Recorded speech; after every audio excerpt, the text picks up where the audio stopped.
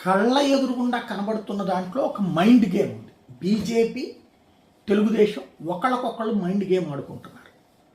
Bharatiya Janata party తనకు కావలసినటువంటి సీట్లు సాధించాలి అంటే అవసరం తెలుగుదేశంది కాబట్టి తెలుగుదేశం పార్టీ నుంచి ఎక్కువ పార్లమెంట్ స్థానాలు, ఎక్కువ అసెంబ్లీ స్థానాలు ఎక్స్పెక్ట్ చేస్తుంది.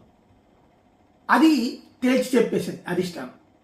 అయితే భారతీయ జనతా పార్టీ కావాలి కానీ భారతీయ జనతా పార్టీకి ఎక్కువ సీట్లు ఇచ్చి నెత్తిని పెట్టుకోవడం తెలుగుదేశం పార్టీకి ఇష్టం లేదు. అందుకే పవన్ కళ్యాణ్ని ముందు పెట్టి పొత్తు కథంతా నడిపిస్తోంది. ఇక్కడే అసలు మైండ్ గేమ్ ఏంటంటే, భారతీయ జనతా పార్టీ అధిష్టానం పాత పద్ధతుల్లో మోడీ అటల్ బిహారీ వాజ్పేయి, అద్వానీ టైప్ మెంటాలిటీ ఉన్నోళ్ళు కాదు. డిమాండ్ చేసి అది వస్తేనే ముందుకు వచ్చేటువంటి వాళ్ళు.